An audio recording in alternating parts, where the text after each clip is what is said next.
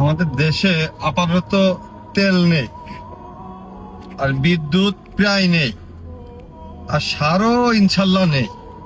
কারণ হিসেবে দেখতে গেলে দেখা যাবে যে যুদ্ধের কারণে হরমুজ প্রণালী বন্ধ থাকায় তেল সংকটে বাংলাদেশ। দেখলাম বিভিন্ন মিডিয়া প্রকাশ করছে যে হরমুজ প্রণালীতে আটকা পড়ছে না বাংলাদেশি জাহাজ, হরমুজ প্রণালী দিয়ে পার হয়ে গেল এত হাজার ব্যারেল বাংলাদেশি তেল, হ্যান ত্যান। তো যদি হরমুজ প্রণালী দিয়ে এত তেল বের হয়, তাহলে দেশের তেল কই গেল? এখানে প্রশ্ন আসবে দুইটা, কোনটা সত্য মিথ্যা আপনারা যাচাই করে নেন।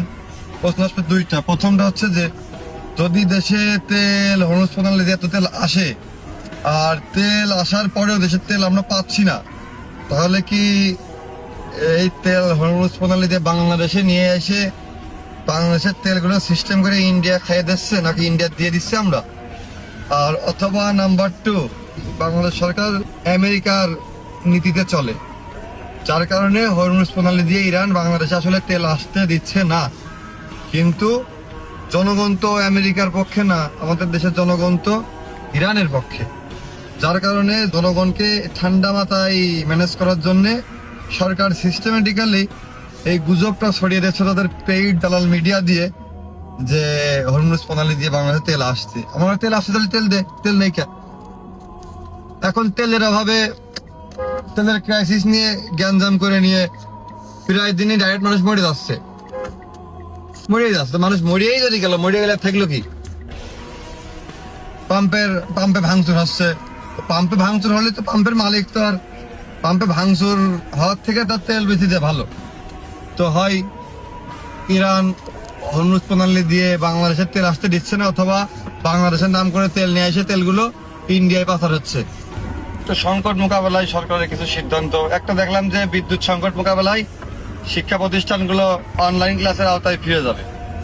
এখন অনলাইন ক্লাসের আওতায় শিক্ষা ব্যবস্থা ফিরে যাওয়ার ভিতরে তাহলে আমরা কি বাঁচাচ্ছি? আমরা বাংলাদেশে তো রাতে ক্লাস হয়, দিনে ক্লাস হয়, তার মানে আমরা স্কুলগুলোদের ফ্যানগুলোর মাধ্যমে যে বিদ্যুৎটা ব্যবহার হয়, সেই বিদ্যুৎটা আমরা বাঁচানোর উদ্দেশ্যে স্কুল কলেজের শিক্ষা ব্যবস্থা আমরা অনলাইন ক্লাসের আওতায় নিয়ে গেলাম। তো একটা ক্লাসরুমে 4টা ফ্যান থাকে, সেখানে ক্লাস করে 50 জন স্টুডেন্ট।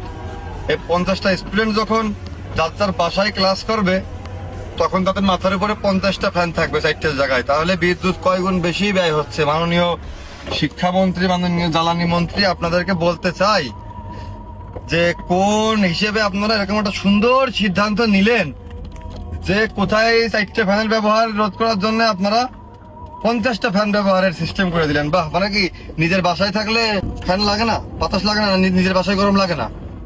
তারপরে কি অনলাইন ক্লাসের জন্য আবার এই সংকটের ভিতরে আরেক সংকট টেনে আনলেন, স্মার্টফোন এবং ইন্টারনেট সেবা কানেক্ট করে দিতে হবে। একটা স্মার্টফোন চালাতে গেলে মিনিমাম তো 10-15 হাজার টাকা লাগবে। তো তাহলে 15,000 টাকা যদি অ্যাভারেজ ব্যয় হয়, তাহলে এই স্মার্টফোনের বাজারে, এই ফোনের মার্কেটে ওয়্যারলেস কানেকশনে আবার আমাদের কত টাকা চলে গেল? আর ডিভাইসটা আপনারা সিস্টেম করে দিলেনই, তাহলে বাসায় বসে আসি, অনলাইন ক্লাস হয়ে গেল, যা একটু ফ্রি ফায়ারটা ইনস্টল করি। এটা আমার কথা না, আজকে সকালেও আমারই ছোট ভাইয়েরা তারা স্বীকার করেছে যে ভাই, আমাদের শিক্ষা জীবনটা আগে গতবার একবার সরকারের এই সিদ্ধান্তে এভাবেই নষ্ট হয়েছে, আবার ঠিক সেম কাজটাই হচ্ছে।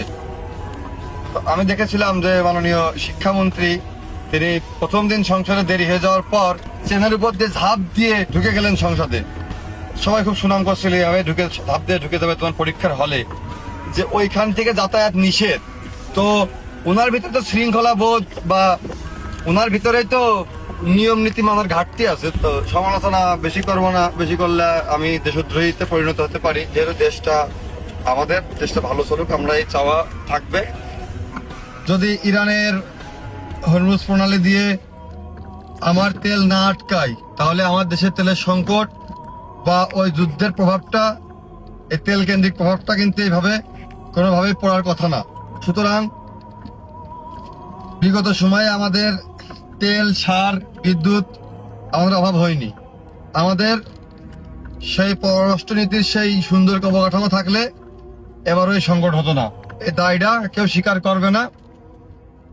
তো জোর করে চাপাই দেওয়া সম্ভব না, চাপাই দিতে গেলে আপনি নিজে চাপ খেয়ে যাবেন।